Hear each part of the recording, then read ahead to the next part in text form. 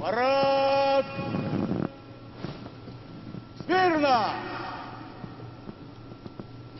Торжественному It's Colonel General Gerasimov. He's in command of this parade.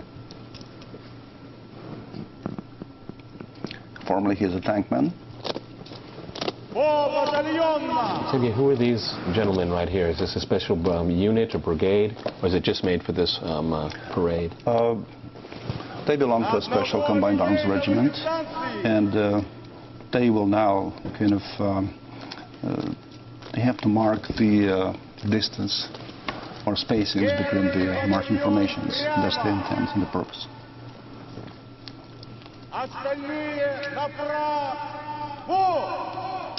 Okay, I see. Yes. Yes.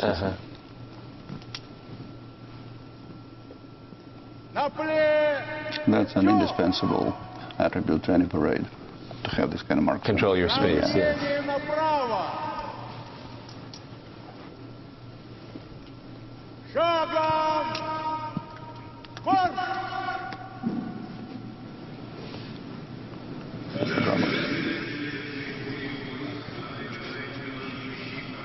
Well, the parade has officially started here. We're going to see a lot of different military units, and as Sergei pointed out earlier, we'll see possibly some new hardware, if there's any, for the military here. It's pointed out in Western media about how Russia is spending money on its military, and sometimes it's a bit hysterical. It's a small percentage of what the United States spends on its military every single year. If Russia gets 20 new airplanes, it makes the news, okay? And I say that with irony. It certainly is irony. We have to kind of observe here the drummers that are opening the parade. It's been a tradition for very many years. For the first time they did it in 1940, if I'm not mistaken. Well, these are very young men. I mean, are these... Yes, they are the cadets. The cadets, okay. From the military music school.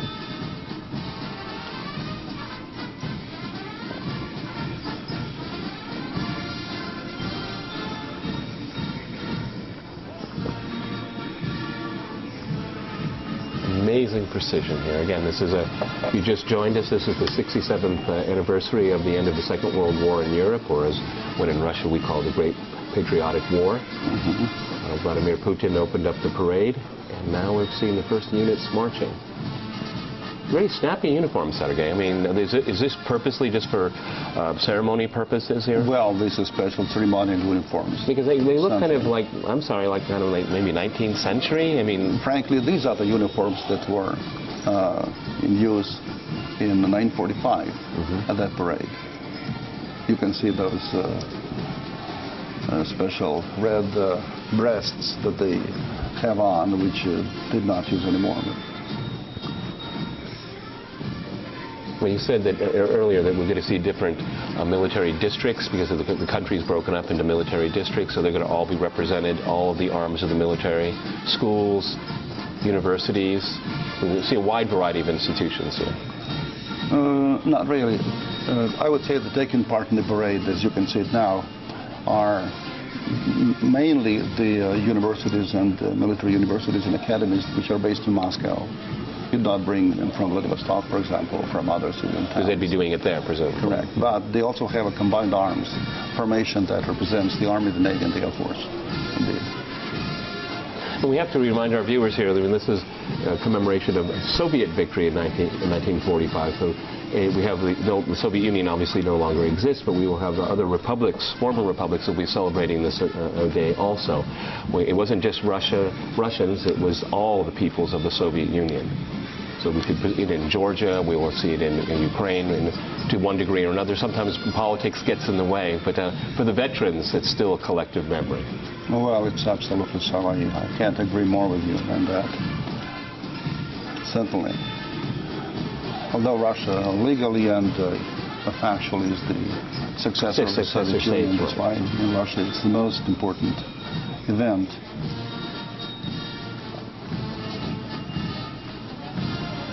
And as we were saying earlier, there's not one family in Russia that doesn't have a memory through a relative, a grandfather, a grandmother, or further on, of this great event, a tragic event. 27 million people perished in the Soviet Union fighting Nazism.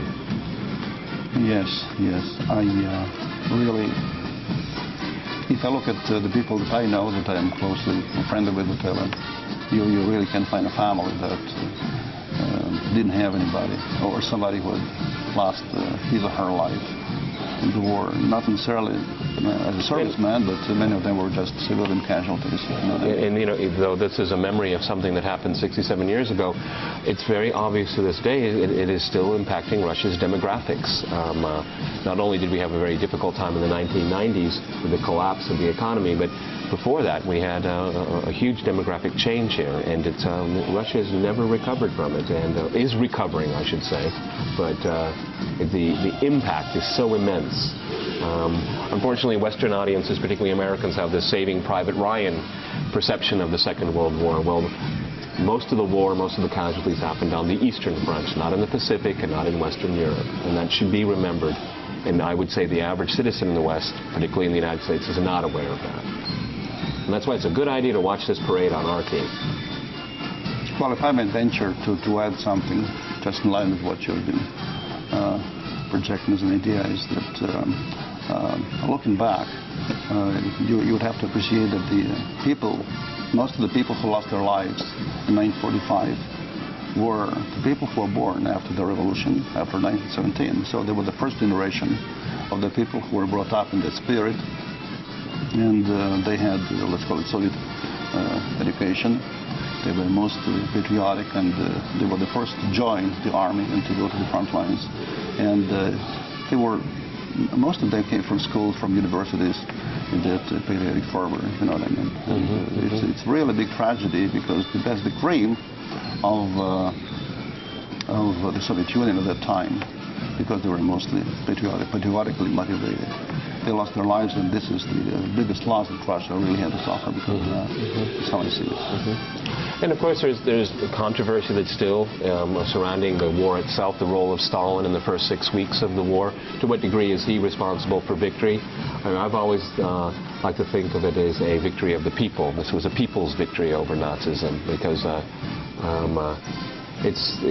they're the ones that gave their lives, and there's criticism of the way the war was fought in the beginning until lessons were learned. Again, Sergei, you're a little skeptical, but there is controversy still surrounding it.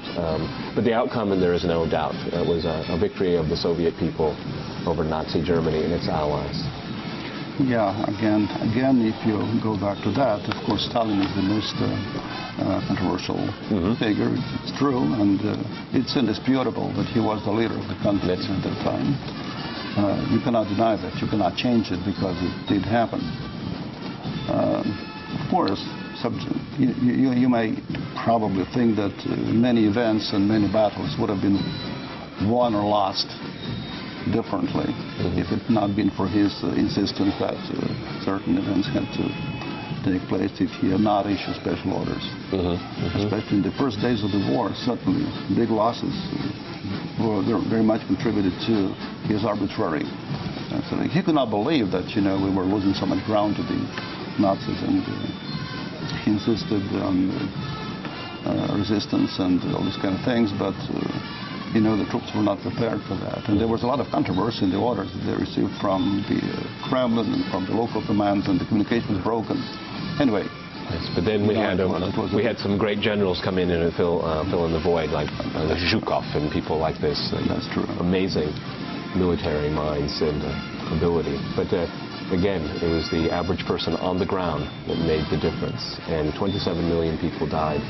To remember Zhukov in connection with the parade, if I may, you have a monument to Zhukov, but you know why the monument is there? And because this is exactly the site and the place where he was reviewing the first parade, received the first parade in 1945. So this is the 6th time I've done it, and I've learned something new. Thank you. Okay, so that's the place. It's specifically chosen for that purpose. Why don't we take a look at these pictures? And who are we seeing here? Can you recognize the uniform?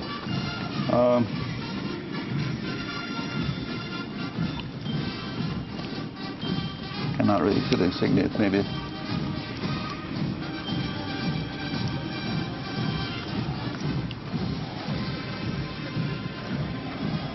Okay, and these would be paratroopers? These must be the paratroopers, or the Marines to be more exact.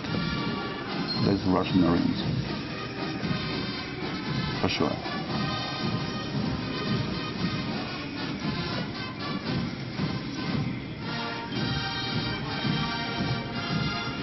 I find it quite interesting watching this parade this year because of Russia's political cycle. I mean, there's controversy in Russian politics like we haven't seen since the end of the Soviet Union. But in an event like this, it's a unifier, so it doesn't really matter what your political coloring is. Everyone in this country can enjoy the meaning of this parade in 2012. It's indisputable. I would not even try to object to that because it became like a very important tradition that really unifies and brings people together and gives people a sense of pride.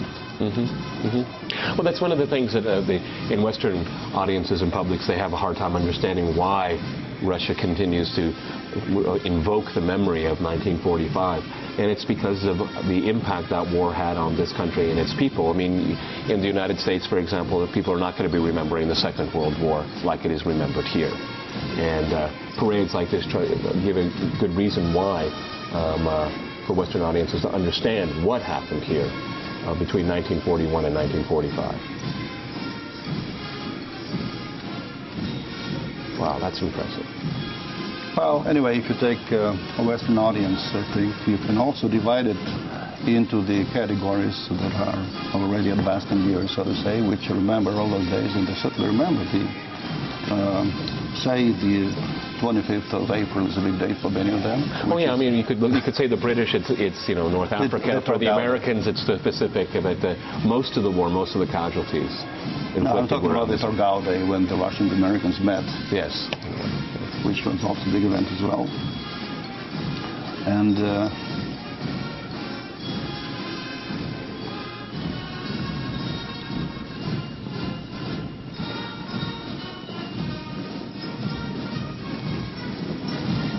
we have to remind our audiences that the war is commemorated on the May 8th in the West, in Europe, and in the 9th. Sergei, do you want to tell the story? I'll tell the reason why. Well, I may try, or go give it a shot. Whatever. One day I was reading the actual speech which Joseph Stalin was making to commemorate the victory. And of course, he had to acknowledge that the capitulation was signed on the 8th of May, which is a fact, but at the end of his speech he said, and this is why I want to proclaim the 9th of May the victory day for Russia. Okay. Yeah, but which was the next day following. It was the next day following, so it's a time zone difference here, the reason why. Yeah, so because it was already the 9th in Russia, in Moscow, but it was still the 8th. It's still the 8th in Germany. So that's the reason why we have two different dates, the 8th and the 9th. But he also specifically mentioned the 9th of May as the victory day for Russia.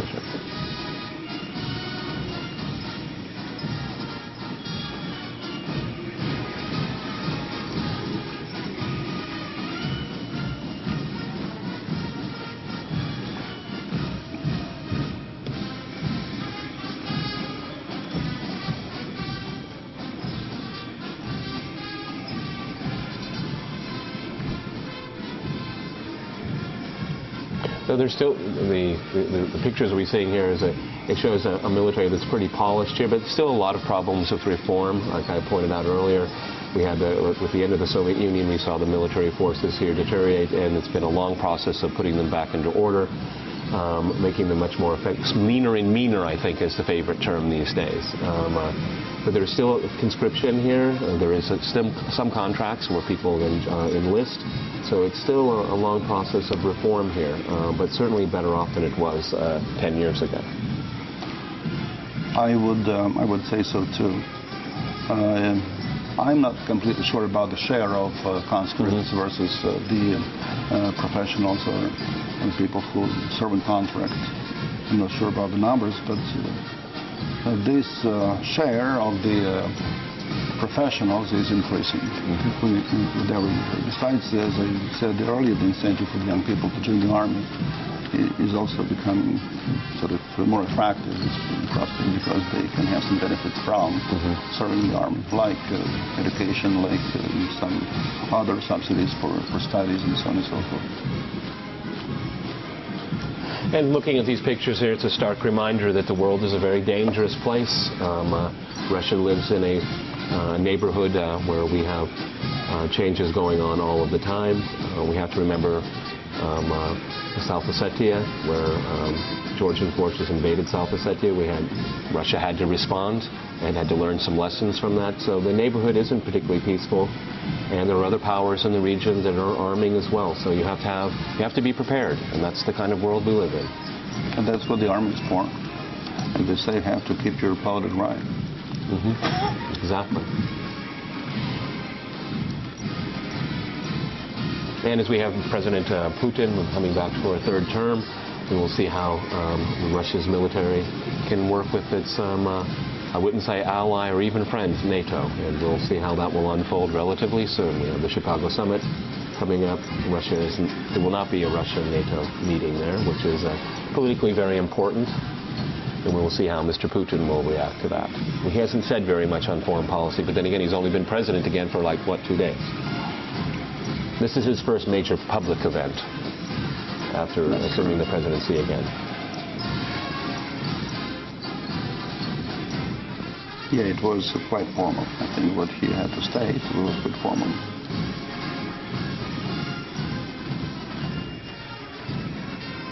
Although it does contain certain insights into the future, it does designate certain targets or objectives to be achieved in the coming years. Well, as he said during his speech, is that we have to learn the lessons of the events of 1941 to 1945.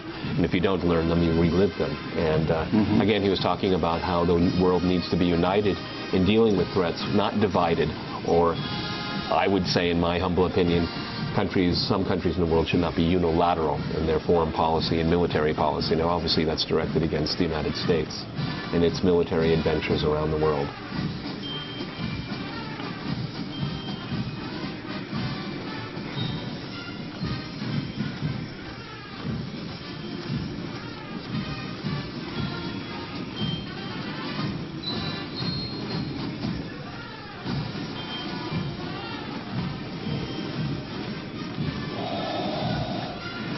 You also may notice, talking about the parade, their cadence is slightly slower than it usually was. Previously it was 120 steps per minute. Now it's slightly below that, and you can see they kind of... Is there a reason for that? Or is it aesthetics? I mean, it looks... I think they calculated it. They look better or more impressive when they have this kind of cadence. Anyway, it was changed. For the first time, they used this cadence for the parade 2 years ago. You're a real gold mine of information. If you have a very, very sharp eye, you can notice that they walk slightly slower than they used to in the past. That's amazing. Yeah. Well, if you've just joined us, this is RT's coverage of the 67th anniversary of the end of the Second World War in Europe, or as it's called here in Russia, the Great Patriotic War. We have a seeing of the review of numerous troops here, members of the military, not only being inspected by the President of the Russian Federation, but members of the military elite, and of course, audiences all over Russia and the world. That's true.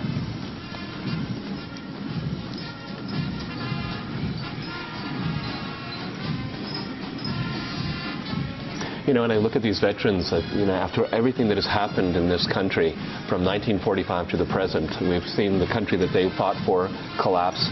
We saw the new country, Russia, the Russian Federation, go through so much pain in the 1990s, and then consolidation in the 2000s. And so, for someone that's witnessed the Second World War, to see all of those changes, in addition, it's an amazing life to live.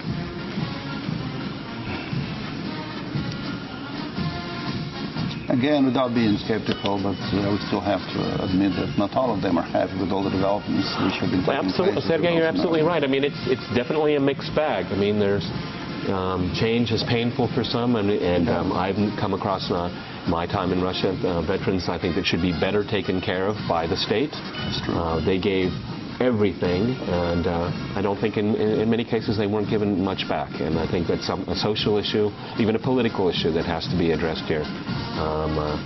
When you're in your 60s, 70s, 80s, 90s, it's a bit difficult to contribute to society. Society has to help you out. So yeah, to give you to provide for a decent living, these kind of things.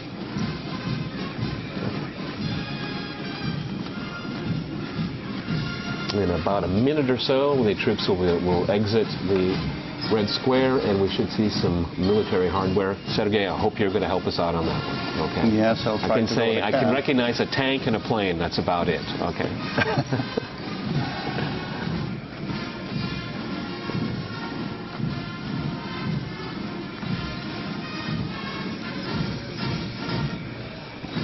Viewers of RT are being treated to this wonderful parade, and it's being also watched all across the Russian Federation. One of the, if not one of the most important day on the calendar for Russians. This is a day of amazing unity. And again, as I pointed out, in light of recent political changes, it's nice to have a day where everybody agrees. Absolutely so. Conciliation.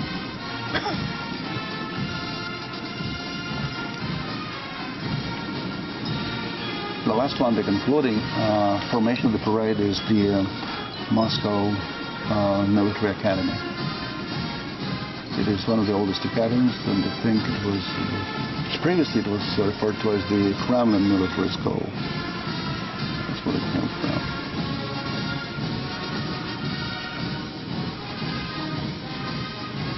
Now we are supposed to have flutes and drums,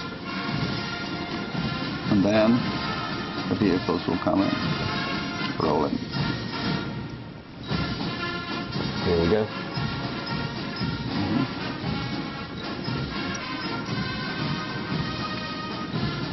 Are these like Russian Humvees?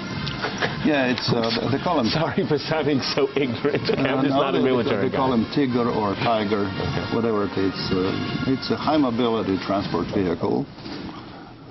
It's certainly a contender to a Hummer.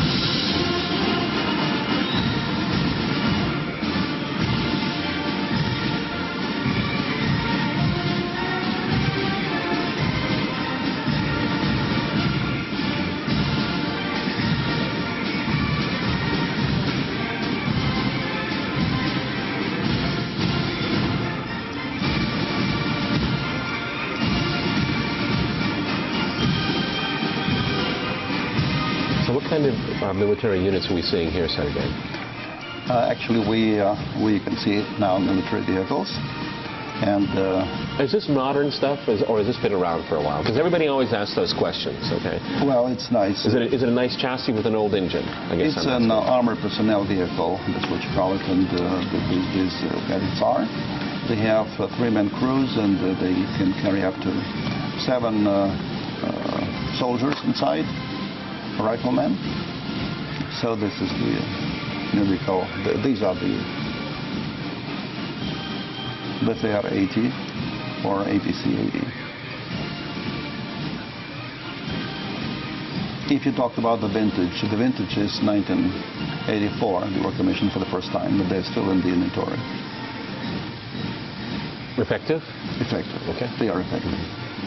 Cross-country capacity is excellent. To be frank with you, I used to ride in one of those in its predecessor. And the smoothness of ride is fantastic. It's like you driving a limo. Yeah, I'm telling you, so many wheels and suspension is quite good. You're a true military man, I can tell. Especially if you go cross country, if you know what I mean. It's negotiates all these bumps and. Now, what kind of tanks do we have here? It's T-90. T-90 tanks. They are sort of upgraded versions of T-72, and they were commissioned in 1993, if I remember correctly. They're quite efficient, and their silhouettes are much lower than those of their competitors, and they're much lighter as well. So they have quite a lot of. And they can move a lot faster, yes, presumably. They can move faster. And they have, it's a 1.5 millimeter gun that they have. And this gun can both fire projectiles, and it can also fire anti-tank. There are foreign countries that buy this kind of military a lot of them. material, right? I think so. Russia is an exporter of arms around the world. I think it's number 2 in the world. Yeah. These are self-propelled howitzers. They call it S howitzers, 152 millimeters. And the main intent is to engage and destroy heavy targets. That is concrete emplacements and all these kind of things. I mean, it's kind of interesting. As again, remember, both of us are children of the Cold War. Okay, so we're betraying our age a bit. But from an American perspective, this parade used to be watched. See what the Soviets have new this time. Okay, and this is the criminology and all that. Is that the same thing today, or is this just to show Russia's military profile? Okay, when they're I think mostly is what you said. It's mostly to show Russian military profile and. Novelties, that is something novel, I'm not sure about that. Probably there would be some missiles that have recently been commissioned. That's another story, or approved for service. Coming back to this particular self-propelled howitzers, their vintage is 1989. It looks quite formidable. Well, that's anti-aircraft systems. They call it Buk M2, if you want exactly. Now, would Russia be? Is this the kind of military material that would be sold abroad? Yes, okay. Definitely. And do the Americans get really upset when the Russians sell this to some people? I think you know what I'm getting at. Yeah, absolutely understand what you're getting at. Because you still need to have it, and if you don't have it from there, you have it from there. Okay, right. The arms market is very competitive. If you just joined us here in RT, this is the 67th anniversary victory parade on Red Square. In progress, we saw the troops first, and now we see military hardware. Specifically now, we could see the anti-aircraft facilities.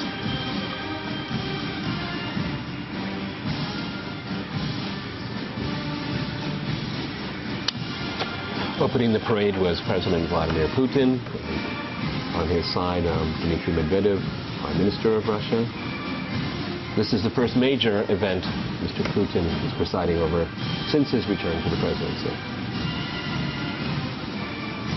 And maybe in some ways quite fitting, this is an event for all Russians, whatever your political persuasion, whatever your income, your class, wherever you live. This is one event that all Russians take enormous pride in. Okay, if I may, a few words about those vehicles that you could see there. It's a self-propelled anti-aircraft gun and missile systems. They call them Panzer S1, also designated as SA-22 Greyhound. They combine both firepower from the guns, actual guns, and the missiles. Now next, these ones are S-400 Triumph, known as S-21 Growlers. These are extremely effective anti-aircraft systems, and they can engage targets, all kinds of targets, that range up to 400 kilometers. It could be ballistic missiles and the hypersonic missiles and Also, they are effective against electronic countermeasures, you know what I mean, and AWACS, these kind of things, and they have a lot of versatility. They can engage up to 36 targets, and so it's besides this particular weapons, it's quite almost brand new. They were commissioned in 2007. So this is some of the newest material that we've seen in this parade. It's 2007.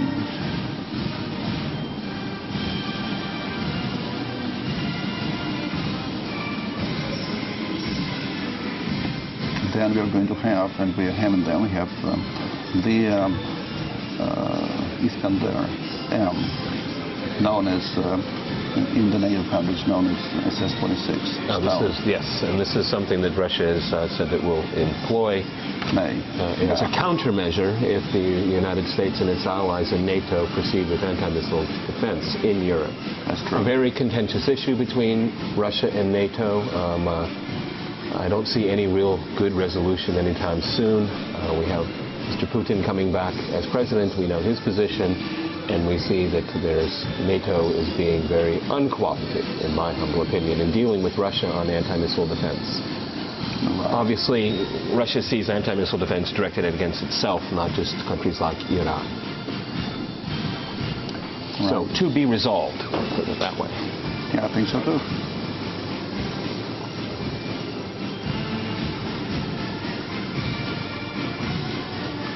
Kind of recap here, the parade started out with President Putin starting the parade, inspection of the troops, and then we've had 14,000 troops pass by. Now we're seeing new and not so new military hardware in the Russian military.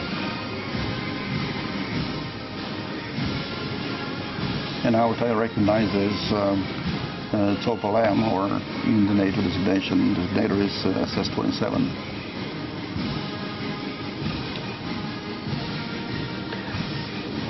Parades like this remind the Russian people and the world that Russia remains a formidable military power, and it will defend its borders and neighborhood in these very troubled times. Right, and just to add a few things, SS-27s, they are also accompanied or escorted by, they call them racer links, armored vehicles. You can see them around. These are the racer. They are slightly smaller than the Hummers, or than the Tigger that we first saw, but they are used for various reconnaissance purposes and control purposes and so on. Now again, it's armored personnel vehicles. That is at the beginning of the parade. Remember, it's but they are 80. And the helicopters. Here we go. The flyover has started. Correct. There wouldn't be a serious big flyover. It's Mi-8 hit helicopters.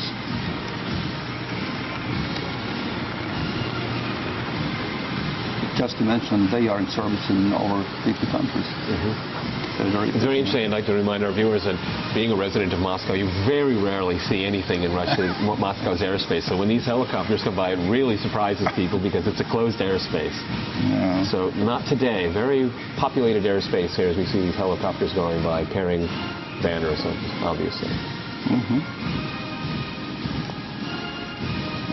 Just to add a little line to it, the speed of these helicopters for you now is 100 kilometers per hour. And they are spaced by 50 meters from one another.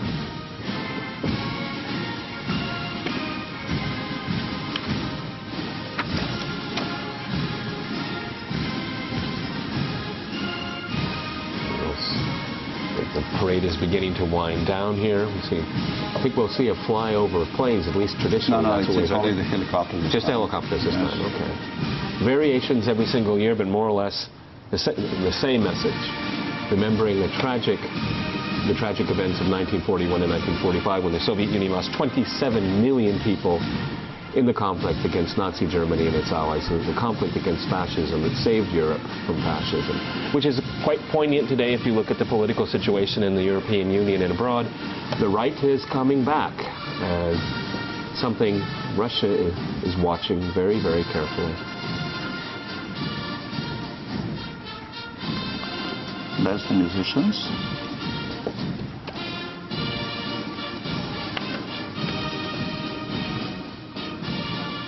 One of the interesting things we saw during this parade is that every single generation alive today in Russia we have seen, all collectively remembering the great losses.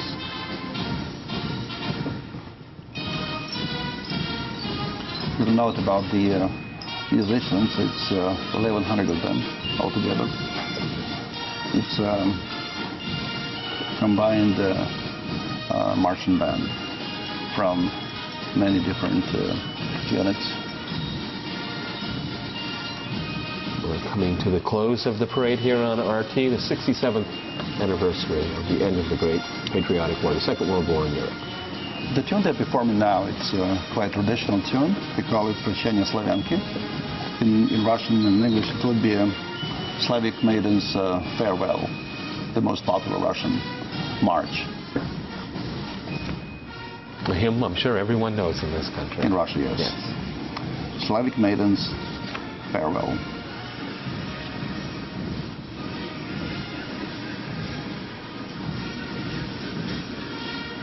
We're looking at these beautiful pictures, celebration. We encourage our viewers to learn more about the Second World War in Europe and the great conflict between the Soviet Union defeating Nazism. A story that needs to be told better for Western audiences.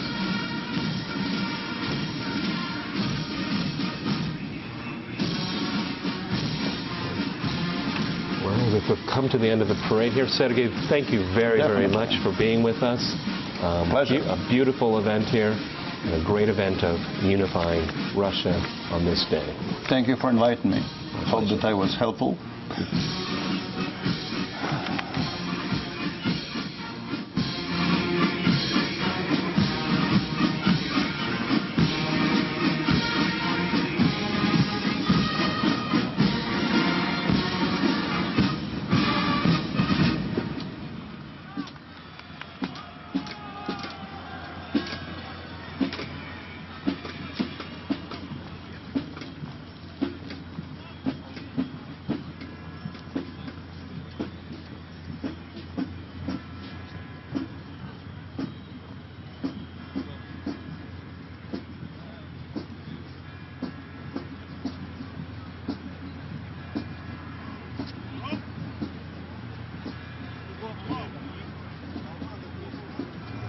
Well, you join me here on Moscow's Red Square, where the Victory Day parade has just come to a close, celebrating the 67th anniversary of the role the Soviet Union played in the defeat of Nazi Germany in World War II. Now, the parade lasted for just around an hour in length, and it was opened by the newly elected President Vladimir Putin. He paid tribute to everyone that had helped in that victory over Nazi Germany all those years ago. Now, 14,000 troops marched across historic Red Square just behind me, and they were followed by some serious military hardware. We saw armoured vehicles, as well as some high-tech tanks, followed up with howitzers, as well as some strategic ballistic missiles. The parade itself was closed out by a flyover from military helicopters bearing the flag of the Russian Federation, as well as the banners